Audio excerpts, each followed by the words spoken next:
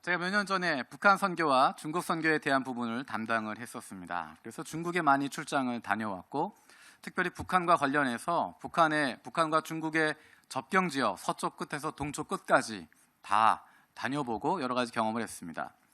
중국과의 접경뿐만 아니라 남한과의 접경 지역도 함께 살펴볼 수 있는 기회들이 있었습니다. 최전방에 가서 인근 부대장과 함께 또 차를 타고 최전방 지역까지 민간인으로 갈 수 있는 최고 높은 곳까지 여러 번 가게 되었습니다. 갈 때마다 주변에 있는 것이 지뢰밭입니다. 집차를 타고 쭉 가다 보면 뒤를 돌아 가게 되는데, 직진해서 가도 괜찮을 텐데 꼭 돌아서 멀리 돌아갑니다. 왜냐하면 그곳에 지뢰밭이라고 써 있기 때문입니다. 재미있는 것은 그 지뢰밭을 보면서 참 불편하다라는 생각을 들면서, 부자연스럽다라는 생각을 들면서 떠올랐던 성경 구절이 있습니다. 그것이 바로 오늘 본문에 읽었던 요한복음 8장 31절 32절 말씀입니다. 진리가 너희를 자유케 하리라 말씀하고 있습니다. 어떤 사람들이 이렇게 이야기합니다. 그 지뢰밭 가운데 자유로울 수 있다고 하는 것, 네 마음대로 하도록 그냥 풀어놓으면 자유로운 게 아닐까.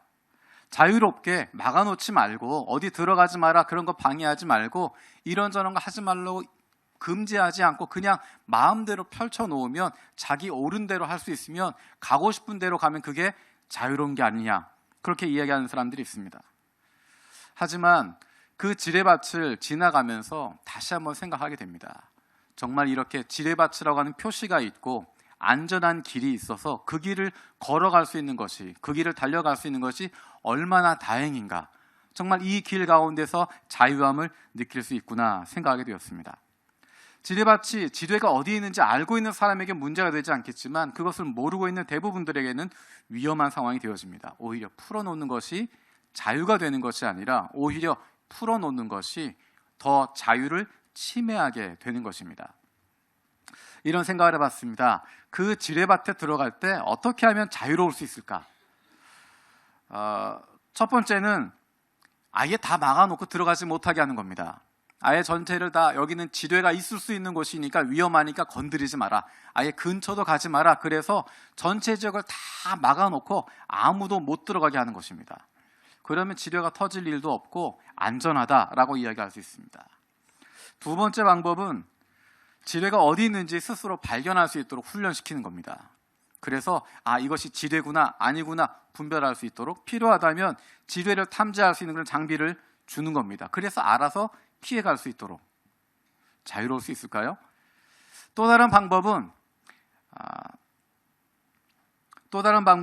방폭복을 입혀주는 것입니다. 무슨 얘기냐면, 지뢰가 터져도 괜찮을 수 있는, 폭발물이 터져도 별로 피해 입지 않을 수 있도록 그 두꺼운 옷을 입히는 것입니다.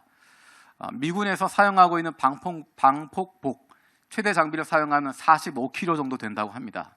그것을 입혀서 자유롭게 돌아다니라고.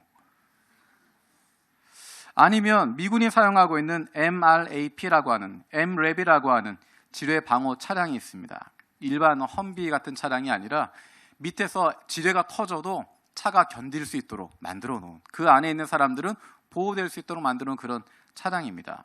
그 차를 타고 다니면 그래도 지뢰밭 다닐 때 자유롭게 다닐 수 있을 것 같습니다. 또 한 가지 생각했던 방법은 아예 지뢰를 다 터뜨려 버리는 겁니다. 지뢰를 제거하는 그런 탱크들이 있습니다. 지난 7월 9일에 현대 로템이라고 하는 회사가 이런 발표를 했습니다. 장애물 개척 전차라고 하는 것을 개발했다라고 이야기했습니다. 지뢰 제거할 수 있는 전차를 개발해서 실제로 납품하기 시작했다라고 이야기합니다. 그 탱크가 지나가면서 그 앞에 있는 지뢰들을 다 제거하는 것입니다. 그 지뢰를 다 터뜨리고 나면 안전하게 다닐 수 있을 것입니다. 현 시대를 절대적인 기준이 없는 시대라고 이야기합니다. 어느 것이 옳은 것이다, 그것을 다른 사람에게 강요할 수 없다라고 이야기합니다.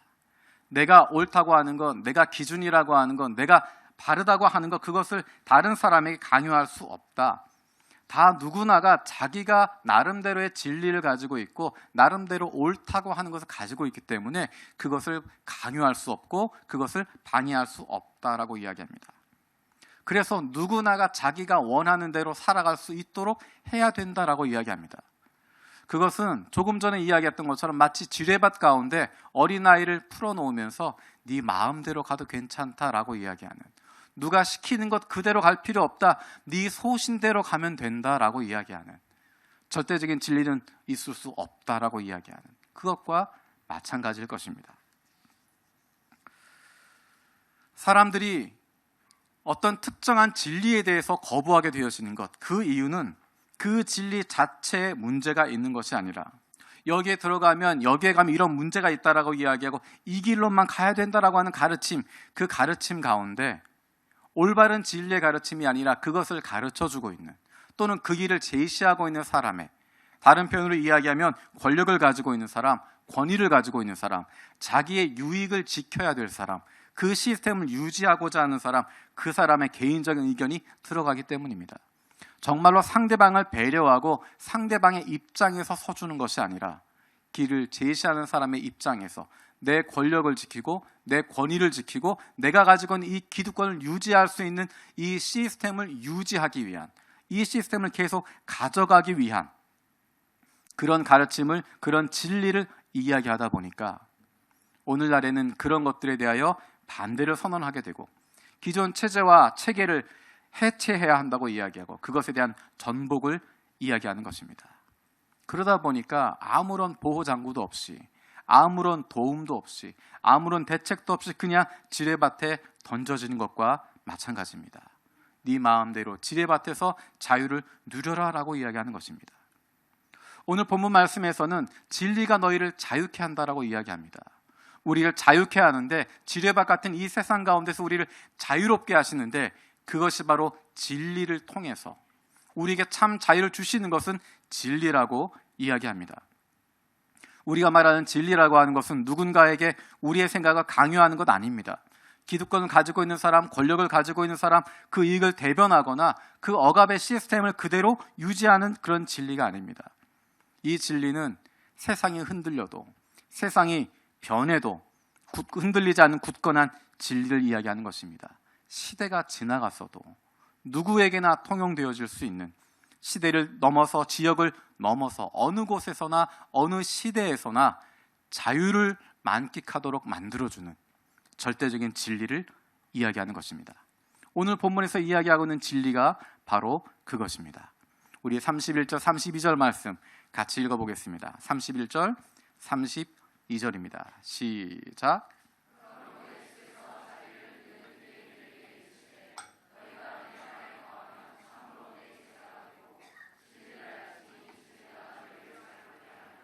진리가 너희를 자유롭게 하리라 라고 이야기합니다. 그 이야기는 전제가 있습니다.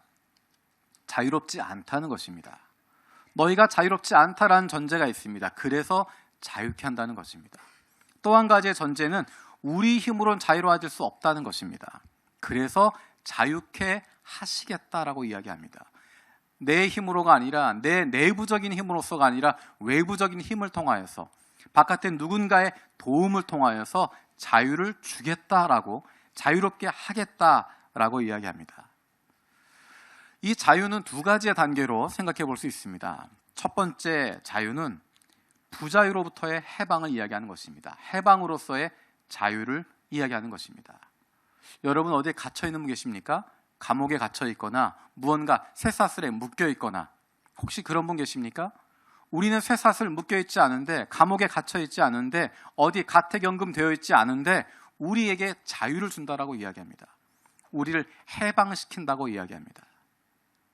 거꾸로 이야기하면 우리가 쇠사슬에 묶여 있지 않지만, 감옥에 들어가 있지 않지만 정말 우리는 자유로운가? 정말 우리는 자유를 만끽하고 있는가? 우리는 세상의 가치관에 사로잡혀 있습니다. 그것으로부터 자유롭지 못합니다. 특별히 일본이나 한국에서 자랐던 사람들, 세상의 가치관, 다른 사람들이 어떻게 보는가, 다른 사람들이 어떻게 평가하는가, 다른 사람이 무엇라고 말하는가, 다른 사람이 좋다고 이야기하는 것, 다른 사람이 이 길이 정도라고 이야기하는 것, 이렇게 살아야 된다고 이야기하는 것, 이 나이가 되면 이런 일을 해야 된다라고 이야기하는 그 길을 벗어나지 못하는, 우리의 삶에 대해서 이미 세상 가운데 주어져 있는 좋다라고 이야기하는 것, 가야 한다고 이야기하는 것, 당연하다고 이야기하는 것, 그 길을 우리는 벗어나지 못합니다. 내가 결정한 것이 아니라 남들이 결정한 좋은 것, 남들이 결정한 올바른 것, 남들이 이야기하는 당연한 것, 그래야 한다라고 이야기하는 세상의 가치관 가운데 우리는 붙잡혀 있습니다. 나도 모르는 사이에 그것을 따라가게 되어져 있고, 자꾸만 그것에 비교하게 되어져 있고, 그것에 나를 맞추어 보게 되어지고, 그것에 우리의 자녀들을 맞추어 보면서 불행하다고 생각하고, 그 기준에 나를 맞추어 보면서 우리 가정은 불행하다고 생각하게 되어지는, 세상의 가치관으로부터 우리는 자유롭지 못합니다. 더 나아가서 인간들은 죽음에 갇혀 있습니다. 그 누구도 벗어날 수 없습니다. 아무리 훌륭한 사람도, 아무리 뛰어난 사람도, 아무리 천재 같은 사람도 그 죽음을 뛰어넘을 수 없습니다. 어느 누구에게나 그 죽음은 직면할 수밖에 없는 문제입니다. 그래서 어떤 사람들은 그 죽음을 애써 외면하려고 합니다. 죽는 것은 아무 의미 없다고 생각합니다. 그냥 이 세상에 살다가 가면 끝이지라고 스스로 위안하면서 죽음에 대해서 직면하려고 하지 않는, 죽음이라고 하는 것에 대해서 그것이 주는 의미에 대해서 애써 외면하고 생각하지 않으려고 하게 되어집니다. 하지만 누구나 죽음을 직면하면 그 목소리가 작아지고 마음이 소심해지고 얼굴이 창백해질 수 있습니다. 아무리 세상을 가진 것 같은 사람이라고 하더라도, 아무리 지적이고 아무리 많은 것 소유한 사람이라고 하더라도 죽음의 문제 앞에서 내 눈앞에 있는 죽음을 두고는 어리석은 일을 행할 수밖에 없고, 어리석은 결정을 할 수밖에 없고, 그 죽음을 피하기 위해서 안간힘을 쓸 수밖에 없습니다. 우리는 착하게 살고 싶은데, 선하게 살고 싶은데 그렇게 살아가지 못하는 우리의 모습에 갇혀 있습니다. 우리는 나쁘게 살고 싶은 사람 없습니다. 다른 사람 해치며 살고 싶은 마음 갖지 않습니다. 나를 사랑하는 사람 사랑하고 싶고, 내가 먼저 베풀고 싶고, 내가 먼저 나누고 싶은데, 내가 먼저 섬기고 싶은데, 내가 먼저 사랑을 주고 싶은데, 시간이 지나가면서 느끼게 되어지는 것은 내가 사랑한다고 자녀들에게 했던 그것이 그 자녀들의 평생 아픔이 되기도 하고, 내가 사랑하는 남편에게, 사랑하는 아내에게 했던 그 한마디 한마디가 그 마음에 못을 박는 이야기가 되어지기도 하고, 사랑한다고 이야기하지만 사랑하는 사람에게 내가 그 사랑을 나눠주고 싶지만 오히려 그 사람을 힘들게 하고, 사랑하는 사람들 눈에서 눈물이 나게 하고, 소중한 자녀들의 마음에 깊은 상처만 남기게 되어지는, 선하게 살고 싶지만, 착하게 살고 싶지만, 사랑하고 싶지만 사랑할 수 없는 나의 모습, 다른 사람의 입장에서가 아니라 내 만족을 위해서 사랑한다고 이야기하고, 사랑조차도 다른 사람의 입장이 아니라 그 사람을 위해서가 아니라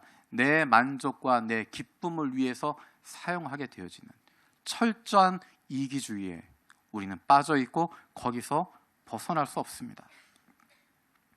우리는 벗어나고 싶습니다. 우리가 갇혀있는 그것으로부터 벗어나고 싶고 자유하고 싶고 거기에서 떨쳐 나가기를 원합니다. 오늘 본문에서 예수님 우리에게 이렇게 말씀하십니다. 32절에 너희를 자유케 하리라. 이 선언이 얼마나 대단한 선언인지 모르겠습니다. 너희가 벗어나라라고 이야기하지 않고, 너희가 이만큼 이르게 되면 자유를 너희들이 성취해라라고 이야기하는 것이 아니라 너희를 자유케 하겠다라고 말씀하고 계십니다. 잠깐의 휴식 시간을 이야기하는 것이 아닙니다. 잠깐 자유 시간을 주는 것을 이야기하는 것이 아닙니다. 우리가 평생 벗어날 수 없었던 그 노예되었던 상태에서, 그 속박에서, 그 억압에서, 거기에 붙잡혀 있는 상태에서 완전히 벗어날 수 있도록, 죄의 종의 상태에서 완전히 벗어날 수 있도록, 죽음의 상태에서 완전히 벗어날 수 있도록, 죽음에 있는 것이 아니라 이제 생명으로 옮겨주시는 그 자유를 우리에게 주시겠다고 말씀하십니다. 성경에서 이야기하는 자유는 단순한 해방만을 이야기하는 것이 아닙니다. 두 번째로 그 자유는 선택과 결단의 자유를 이야기하고 있습니다. 비우는 것으로 끝나지 않습니다. 비우는 것으로 끝나는 것이 아니라 채우는 것입니다. 진공 상태로 만드는 것이 아니라 무엇인가 거기에 담는 것입니다. 우리를 속박하고 있었던, 우리를 억압하고 있었던, 죄로 물든 것, 하나님을 대적하는 것, 하나님 떠나 있었던 것, 죽음의 문제, 거기에서 벗어나는 것으로 끝나는 것이 아니라, 그것이 종착역이 아니라, 그것이 종착 지점이 아니라, 거기에서 벗어나서 어딘가를 향해서 가야 하는 것입니다. 그렇지 않으면 더 나쁜 것들이 우리를 사로잡게 되어지기 때문입니다. 이스라엘 백성들이 종되었던 땅 이집트에서 나왔습니다.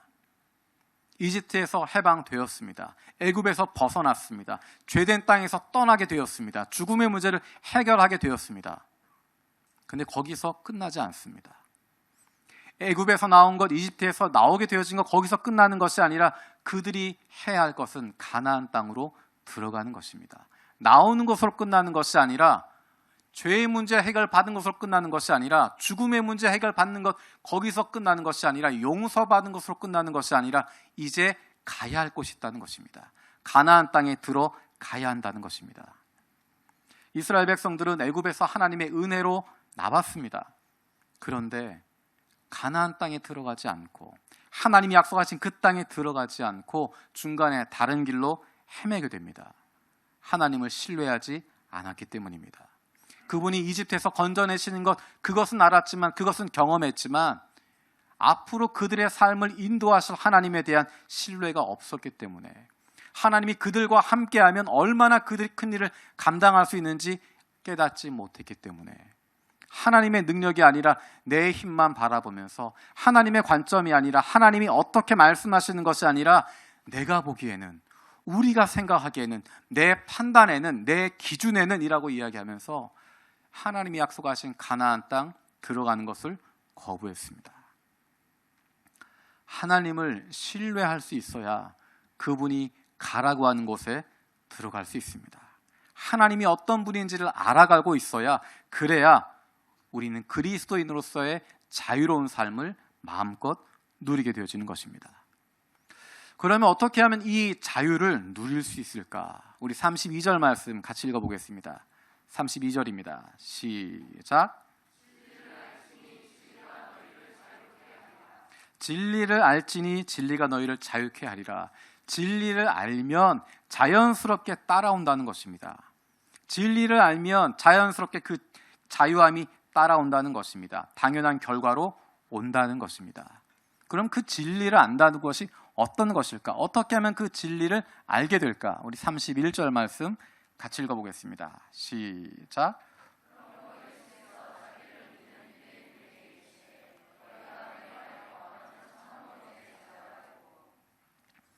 너희가 내 말에 거하면 참으로 내 제자가 되고, 32절의 말씀처럼 진리를 알게 된다라고 이야기합니다. 31절 첫 부분에 보면 예수님이 말하는 대상이 누구라고 되어 있습니까? 자기를 믿은 유대인이라고 되어 있습니다. 이 뒷부분에 보면 다시 유대인이라는 표현이 등장합니다. 앞에도 유대인이라는 표현이 등장합니다. 요한복음에서 유대인이라고 하는 표현을 쓰는 것은 대부분 예수님과 반대되는 입장에 있는 사람들입니다. 종교 지도자들을 이야기하고 예수를 반대하고 있는 사람들을 유대인이라고 표현하는데, 특별히 31절에서는 자기를 믿은 유대인이라고 이야기합니다. 이 사람들은 우리가 지난번에 살펴보았던 8장 30절에 있었던 그 사람들입니다. 같이 한번 읽어볼까요? 8장 30절 읽겠습니다. 시작. 이 말씀을 하시며 많은 사람이 믿더라. 그 사람들을 향해서 예수님이 말씀하고 계십니다. 그 사람들은 예수님이 누구인지 잘 몰랐습니다. 이 사람이 그리스도인지 아닌지도 잘 모르지만 이분이 어쨌든 하나님의 아들인 것 같기도 하고, 무언가 그를 믿을 만하다 생각이 들어서 예수를 믿기 시작했습니다. 예수님이 말씀하신 것 그 사람들에게 이야기합니다. 예수를 믿게 되어진 것, 그것으로 끝나는 것이 아니라는 것입니다. 거기서 끝나는 것이 아니라 그 다음으로 나아가야 한다는 것입니다. 예수를 알았다고 하는 것, 예수를 믿기 시작했다고 하는 것, 그것이 자유함을 주는 것이 아니라, 그것이 진리를 알게 하는 것이 아니라, 그것을 이루기 위해선 다음 단계가 필요한데 예수의 제자가 되어야 한다는 것입니다.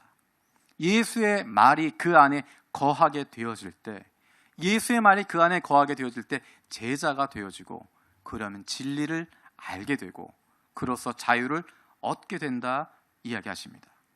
예수 그리스도 안에서 드러난 하나님의 말씀, 하나님, 그분을 알게 된다는 것입니다.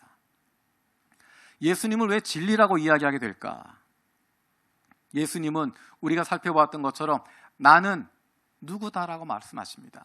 에고 에임이라고 말씀하시는데 그 말씀은 출애굽기에 나와 있었던 여호와라고 말씀하셨던, 나는 스스로 있는 자다 말씀하셨던 그 구절을 그대로 인용하셔서 내가 바로 그 여호와 하나님이다라고 말씀하고 계십니다. 그분이 바로 예수님이 여호와 하나님이신데, 창조주 하나님이신데, 그분께서, 그 하나님이 인간의 몸을 입고 성육신 하셔서, 인카네이션 하셔서 인간의 몸으로 이 땅에 오신 것입니다. 이 땅에 오셔서 사람들 잘 살고 있나 감시하는 것이 아니라, 점수 매기는 것이 아니라, 너희들 내 말대로 잘 따르고 있는지 암행어사처럼 살펴보고 있는 그런 것이 아니라, 하나님께 도저히 나아갈 수 없는 인간들, 자기의 능력으로는, 자기의 노력으로는 도저히 하나님께 나아갈 수 없고 거룩하신 하나님 앞에 나아갈 수 없는 그 인간들을 위해서 자신의 몸을 내어주시기 위해서 십자가에 달려 죽으시고, 그 몸이 찢기시고 그 혈관에 모든 피가 다 쏟아질 때까지 우리를 사랑하셔서 우리에게 생명을 주시고 우리에게 구원을 주시기 위해서 이 땅 가운데 오신 것입니다. 이 세상의 그 어떤 종교에서도 이런 이야기 하지 않습니다. 이 세상의 그 어떤 신도 자신을 내어주면서 사람들을 사랑했다라고 이야기하지 않습니다. 예수님은 우리를 사랑하셔서 자신의 모든 것을 다 버리시고 인격으로 이 세상 가운데 오시고, 인생으로 이 세상 가운데 오시고, 이 세상 가운데 발 딛고 서셔서 저와 여러분들을 위해서 십자가에 달려 그 몸이 찢기시고 그 피 마지막 한 방울까지 다 흘리시며 우리를 사랑해 주셨습니다. 사랑으로 오신 그분을 우리가 안다고 하는 것, 그것이 바로 그 진리를 아는 것이고, 그 사람은 예수 그리스도의 말씀 가운데 거하게 되고 예수의 제자가 된다라고 이야기합니다. 안다라고 하는 것이 어떤 것일까? 그것은 단순히 지식적으로 듣는 것을 이야기하지 않습니다. 지식적으로 아는 것 이야기하지 않습니다. 주소 아는 것처럼, 이름 아는 것처럼, 전화번호 아는 것처럼, 또는 성경 구절 몇 구절 외우고 있는 것처럼, 혹은 어떤 프로그램 마치는 것처럼, 내가 1년 동안 2년 동안 어떤 과정 마스터하는 것처럼 그런 것을 통해서 되는 것을 안다라고 이야기하지 않습니다. 지식을 갖게 되어지는 것, 그것이 아는 것이 아니라, 과정을 마치는 것, 그것을 아는 것이 아니라, 그 말씀을 통해서 내 삶의 변화가 일어나게 되어질 때, 몇 구절 되지 않는 말씀이지만 그 말씀 때문에 내 삶이 변화되기 시작할 때, 그 말씀이 내 삶에 영향을 주기 시작할 때, 그 말씀이 내가 살아가는 동안에 떠올라서 그 말씀 때문에 내가 기도하게 되어지고, 그 말씀 때문에 내가 눈물 흘리게 되어지고, 그 말씀 때문에 다른 사람에게 손 내밀게 되어질 때, 그 말씀 때문에 내가 더 이상 이렇게 살지 않겠습니다 기도하게 되어질 때, 그것이 바로 진리를 아는 것이라고 이야기할 수 있습니다.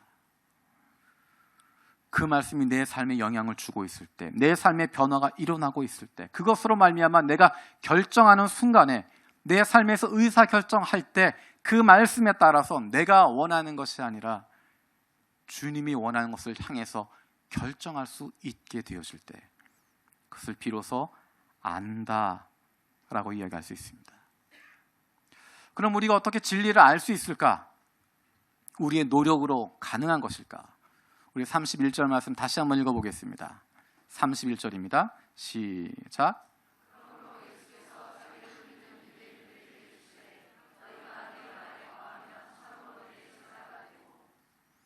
너희가 내 말에 거하면 참으로 내 제자가 된다라고 이야기합니다. 너희가 나의 말에 거하면 너희는 나의 참 제자가 된다. 그러면 너희가 진리를 알게 될 것이고 진리가 너희를 자유롭게 할 것이다 이야기합니다.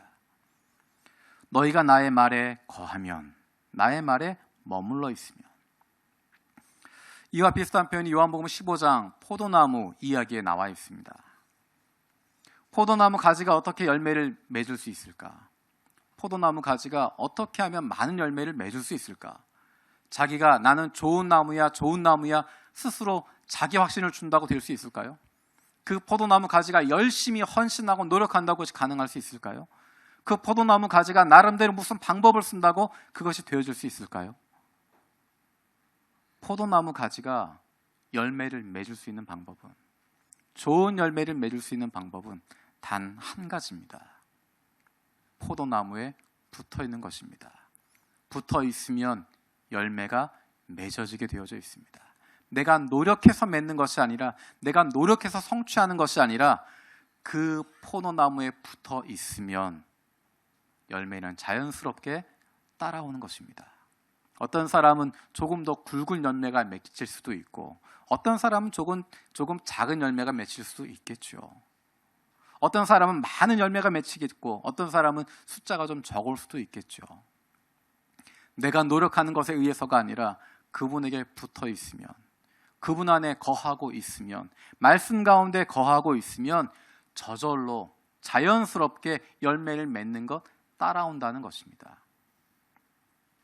그럼 도대체 거한다는 게 뭐냐? 말씀에 거한다는 게 뭘까? 쉽게 그냥 이야기할 때 말씀에 거하고 싶습니다, 예수님 안에 거하고 싶습니다 이야기하는데 구체적으로 어떤 모습일까? 세 가지 정도의 모습을 생각해 봤습니다. 구체적으로 예수 그리스도 안에 거한다고 하는 것, 그 말씀에 거한다고 하는 것이 어떤 삶이, 어떤 모습일까? 첫 번째는 일상 속에서 그리스도인으로 살아가는 것입니다. 교회 안에서만, 주일날만, 금요일 밤에만, 특정한 시간, 특정한 날에만 그리스도인을 살아가는 것이 아닙니다. 매일의 삶 속에서 그리스도인임을 기억하고 그렇게 살아가는 것입니다. 교인들 만날 때만, 직장에서도 우리 교회 다니는 직원들 만날 때만 그리스도인 되는 것이 아니라 매일의 삶 속에서 내가 어디에 있든지 무슨 일을 하든지 그리스도인으로 살아간다는 것입니다. 우리가 조심해야 될 부분이, 우리의 삶 속에서 그리스도인으로 산다라고 하는 부분을 잘못 착각할 때가 있습니다. 착하게 산다라는 것입니다. 착하게 사는 것과 그리스도인으로 사는 것 다른 이야기입니다. 착하게 산다고 하는 것과 그리스도인답게 산다고 하는 것 별개의 이야기입니다. 그리스도인답게 산다고 하는 것은 그리스도의 정체성을 갖는 것입니다. 내가 예수 그리스도의 사람이라고 하는 것, 내 의사결정의 중심이 예수 그리스도라고 하는 것을 기억하는 것입니다. 내가 어떤 일을 할 때도 예수 그리스도 때문에 하는 것이고, 예수 그리스도가 내 판단의 기준이 되어지는 그 사람이 바로 그리스도인이라고 이야기할 수 있습니다. 그리스도인으로 살아가라고 하는 것, 그것은 늘 성공하라고 이야기하는 것이 아닙니다. 우리가 잘못 생각하는 것, 내가 잘 되면, 내가 잘 돼야, 우리 가정이 복받아야 다른 사람들에게 예수님께 영광 돌리게 된다고 생각하는 것, 잘못된 생각입니다. 그렇지 않습니다. 잘 되는 것, 공부 잘하는 것, 좋은 직장 가는 것, 건강해지는 것, 그것과 일상에서 그리스도인으로 살아가는 것 전혀 관계없습니다. 예수 안 믿어도 돈 많이 벌 수 있고요, 예수 안 믿어도 충분히 건강할 수 있고요, 예수님 몰라도 좋은 가정 이루어갈 수 있습니다. 성공할 수 있습니다. 일상에서 그리스도인으로 살아간다고 하는 것은 내 삶의 문제에 붙잡히지 않는다는 것입니다.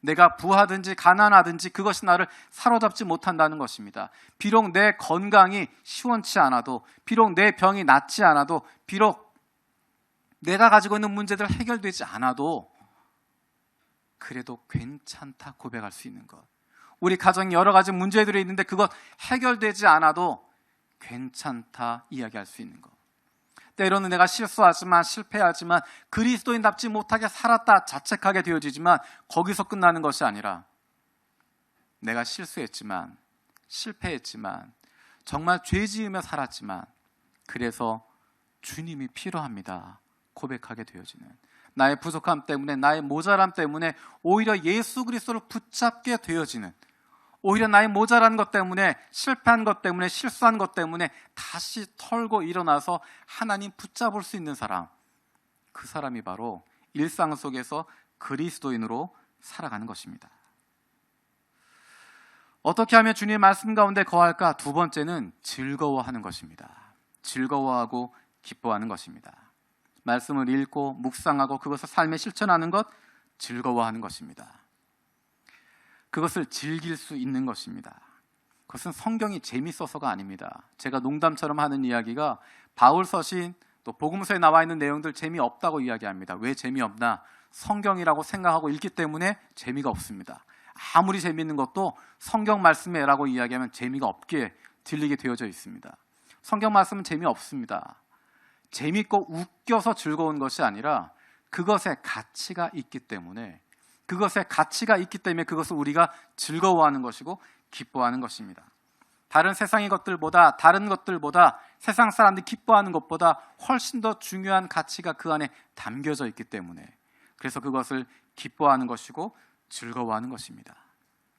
힘들지만, 어렵지만, 억지로 웃어가면서도 내가 이 길, 내가 선택한 것이고, 내가 어렵지만 주님이 나와 함께 하신다고 확신하기 때문에 그 길을 걸어가는 것입니다.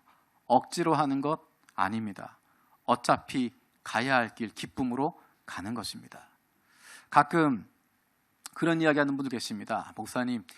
목사님으로 사는 거 힘들고 어렵지 않으세요?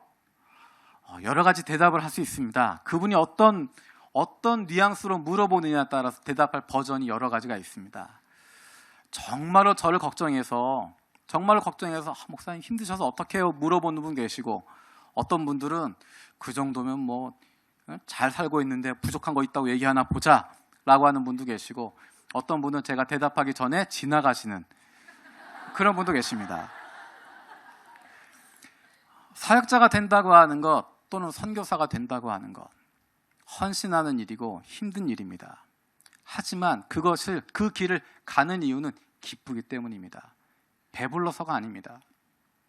즐거워서가 아니고 풍요로워서가 아닙니다.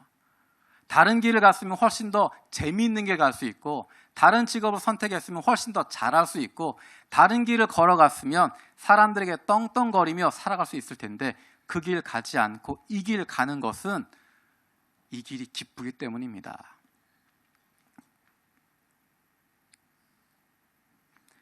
행복하기 때문에 가는 겁니다. 여러분이 예수 믿는다고 하는 것 힘들고 어렵다고 생각하지 마십시오. 예수 믿는 것이 다른 사람이 보기에 불쌍해 보일 수 있고 한심해 보일 수 있고 네 맘대로 살지 못하냐라고 이야기할 수 있지만, 우리는 그렇게 생각하지 않습니다.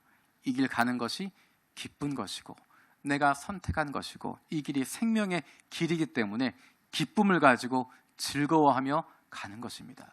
예수의 말씀에 거한다고 하는 것, 예수 그리스도 안에 거한다고 하는 것, 남들이 보기에 즐거워하지 못할 상황에서도 기뻐할 수 있는 것이고 즐거워할 수 있는 것이고, 자녀가 힘들어져도, 가정에 문제가 생겨도, 남들이 보면 그 가정 절단나고 깨질 거라고 생각하는 그 순간에도 웃으며 털고 일어나는 모습, 즐거워하는 모습, 기뻐하는 모습, 그것이 바로 예수 그리스도 안에 거하는 사람들의 모습이고, 그것이 바로 말씀 가운데 거하는 모습입니다. 세 번째로 예수 안에 거한다고 하는 것, 그것은 서로 격려하는 것입니다. 말씀에 거하는 사람, 예수 그리스도 안에 거하는 삶은 혼자서 살아갈 수 없습니다. 혼자서 그 말씀대로 그 말씀 지켜가며 살아가는 건 안 됩니다. 공동체가 필요합니다. 우리가 어려서부터 부모님에게 늘 듣는 이야기가 있습니다. 좋은 친구 사귀어라. 자녀가 만약에 내 자녀가 무언가 학교에서 나쁜 짓을 하거나 잘못한 일을 하게 되면 부모님들이 꼭 하신 이야기가 있습니다. 우리 애는 괜찮은 애인데 나쁜 친구 사귀어서 그렇게 됐습니다. 그 나쁜 친구의 부모님 뭐라고 이야기할까요? 우리 애는 괜찮은데 나쁜 친구 사귀어서 그렇다라고 이야기합니다. 어떤 친구를 사귀느냐가 굉장히 중요합니다. 좋은 친구를 만날 것인가, 좋은 공동체를 만날 것인가, 다르게 생각할 필요가 있습니다. 좋은 친구를 만나는 것이 아니라 좋은 친구가 되어주는 것입니다. 내가 먼저 다른 사람에게 좋은 친구 되어주는 것입니다. 좋은 공동체 찾는 것이 아니라, 좋은 공동체 찾아가는 것이 아니라 내가 있는 공동체를 좋은 공동체로 만들어가는 것입니다. 어떤 공동체가 좋은 공동체일까? 모이면 늘 성공했던 이야기, 이렇게 했더니 우리 집이 잘 되더라. 이렇게 했더니 우리 아이들이 잘 되더라. 이렇게 하면 성공하더라. 이렇게 하면 건강하더라. 이렇게 하니까 하나님 우리에게 복 주시고 은혜 주시더라. 그렇게 나누는 공동체가 좋은 공동체일까요? 저는 그렇게 생각하지 않습니다. 그 공동체는 나쁜 공동체입니다. 그건 공동체가 아닙니다. 어떤 것이냐면 자랑하기 위해 모인 그룹입니다. 거기서 서로 자랑하는 것입니다. 내가 가지고 있는 건 남들에게 자랑하는 것이고 보여주는 것이고 그것 통해서 인정받고 싶은 것입니다. 공동체가 아니라 경연장이 되는 것입니다. 서로 자랑하는 곳이 되는 것입니다. 좋은 공동체는 실패한 것을 이야기할 수 있는 곳입니다. 내가 실패했다. 내가 힘들다. 내가 실수했다. 내가 잘못했다. 우리가 이런 어려운 건데 빠졌다. 그 다음에 잘 됐다는 이야기를 하는 것이 아니라 아직도 힘들고 어렵다. 어떻게 풀어가야 될지 모르겠다. 말씀대로 살려고 노력하는데 사업은 더 어려워진다. 말씀대로 살고 싶은데 자녀들은 그 마음대로 잘 되지 않는다. 내가 기도하는 대로 내가 살아가지 못한다. 매일의 나의 삶을 보면 늘 실수하고 늘 실패하고 모자라다고 하는 이야기를 할 수 있는 공동체. 그런 공동체가 좋은 공동체입니다. 왜냐하면 그렇게 말할 수 있다고 하는 것은 나의 실패를 이야기하고 나눌 수 있다고 하는 것은 다른 사람들이 그것 가지고 놀리지 않는다는 것 알기 때문입니다. 다른 사람들이 그것 가지고 판단하지 않는다는 확신을 가지기 때문입니다. 다른 사람들이 나를 비아냥거리거나 넌 그거밖에 안 돼? 네 수준은 그거밖에 안 돼?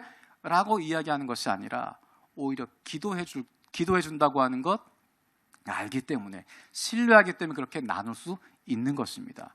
그런 공동체가 좋은 공동체입니다. 그런 공동체를 만들어가는 것입니다. 우리가 그런 공동체를 함께 만들어가는 것입니다. 누가 만들어 주는 것이 아니라 남들이 좋은 공동체 되어지는 것, 주어지는 것이 아니라 여기에 있는 우리 한 사람 한 사람들이 내가 속한 공동체를 좋은 공동체로 바꾸어가는 것이고 내가 그렇게 만들어가는 것입니다. 어떻게 만들어갈 수 있을까요? 내가 먼저 바보가 되는 겁니다. 내가 먼저 모자란 사람 되는 겁니다. 내가 먼저 실패한 것 이야기하고 나의 기도 제목 이야기하고 나의 어려운 부분을 같이 나누고 다른 사람이 얕잡아 보는 것 같아도 다른 사람이 너 참 부족하다고 이야기하는 것 같아도 그거 신경 쓰지 않고 내가 먼저 나누기 시작하면 내가 먼저 나의 약함을 고백하기 시작하면 나의 모자란 것 이야기하고 기도를 부탁하기 시작하면 함께 기도하는 가운데 그 공동체가 달라질 수 있습니다. 좋은 공동체는 그냥 주어지지 않습니다. 그것을 원한다면 기도하는 것이고 애쓰는 것이고 힘쓰는 것이고 노력하는 것이고 시간을 쓰는 것이고 물질을 써야 하는 것이고 몸을 움직여야 하는 것이고 내가 먼저 힘들어야 하는 것이고 내가 조금 더 불편해야 됩니다. 그리스도 안에서 살아가고 있는 사람들은 예수 그리스도의 말씀, 그 말씀을 붙잡고 살아가고 그 말씀이 내 삶에 영향을 미치게 되어지고 그 말씀으로 말미암아 힘을 얻게 되어지고 그래서 진리를 알게 되어지고 그로 말미암은 진정한 자유를 누리게 되어지는 사람들입니다. 예수님 말씀하시는 가운데 33절에 예수님을 믿은 유대인들이 재미있는 이야기를 던지고 있습니다. 우리 33절 말씀 같이 읽어볼까요? 33절입니다. 시작.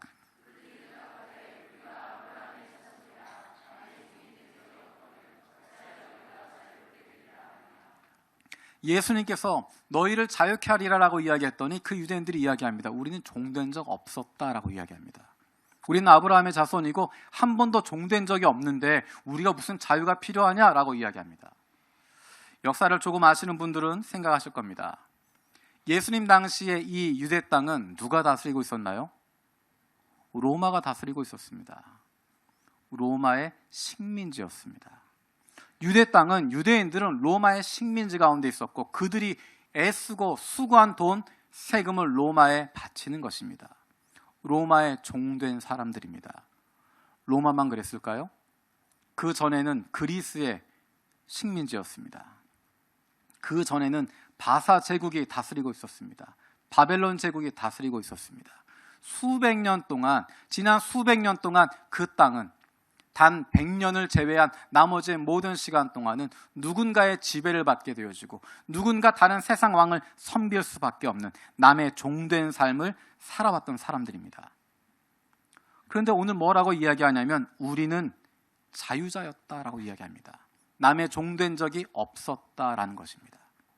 현실적으로 보면, 정치적으로 보면 로마의 압제 아래에 있지만, 로마가 우리를 다스리고 있지만, 그전에는 그리스가 다스렸지만, 바사 왕국이 다스리고 바벨론 왕국이 다스렸지만 그들의 다스림을 우리는 받지 않았다는 것입니다. 현실에서는 먹고 사는 문제는 거기에 의해서 움직였지만 우리의 삶은 그들이 우리의 왕이 아니라, 세상 왕이 우리의 왕이 아니라 하나님이 우리의 왕이었다는 것입니다. 그래서 시대는 바뀌었지만, 세상의 왕들은 바뀌지만 우리는 하나님의 백성으로서의 하나님의 다스림을 받는 자유자로 살았다라고 이야기하는 것입니다. 이 얼마나 놀라운 고백인지 모릅니다. 그런데 예수님은 그들을 보시면서 이야기하십니다.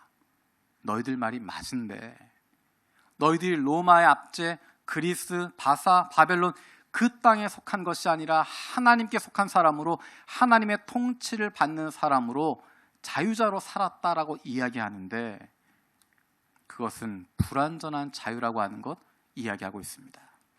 유대 사람들은 자신들의 혈통이 아브라함의 자손이기 때문에 자유자라고 이야기합니다. 자신들이 가지고 있는 율법이 있기 때문에 자유자라고 이야기합니다. 자신들이 가지고 있었던 신념이 있었기 때문에, 그들의 가치가 있었기 때문에, 그래서 그 열심 때문에 우리는 자유자라고 이야기합니다. 하나님의 다스림을 받고 있는 자유자라고 이야기하는데, 실상 그들은 하나님과 관계없는 삶을 살아가고 있습니다. 하나님이 왕된 삶이 아니라 자신들의 욕심이 왕이 되어져 있고, 자기 스스로가 왕이 되어서 자기의 삶을 다스리고 있는,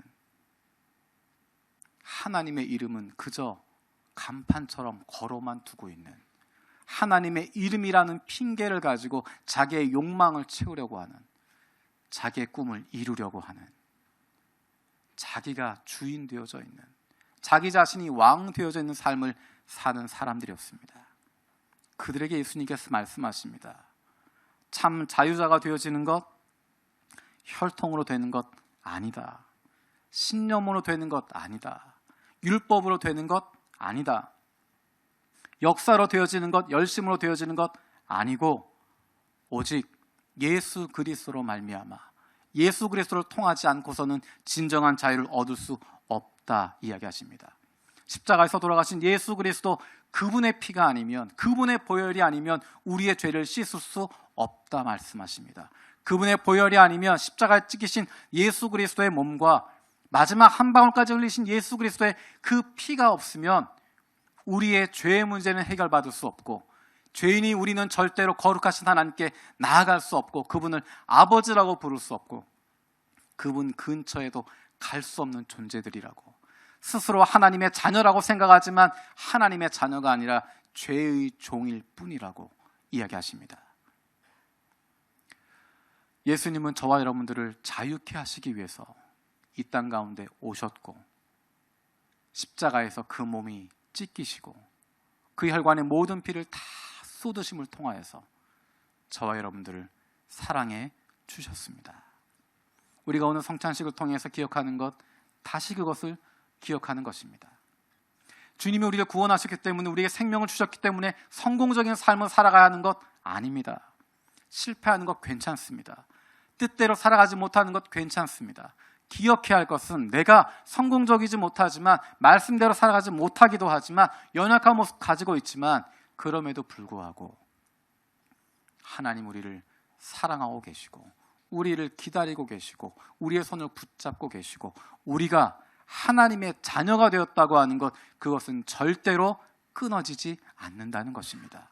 예수 그리스도의 십자가를 통하여서, 예수 그리스도의 몸과 예수 그리스도의 피를 통하여서 우리가 하나님의 자녀가 되었고, 내 능력이 아니라, 내 자격이 아니라, 내 헌신이나 내 열심이나 내 성공 때문이 아니라 나를 위해서 찢기신 예수 그리스도, 그분 때문에 내가 구원받았다고 하는 것, 그것을 다시 한번 기억할 수 있는, 그래서 매일의 삶 속에서, 우리의 일상 속에서 내가 그리스도로 말미암아 살았습니다.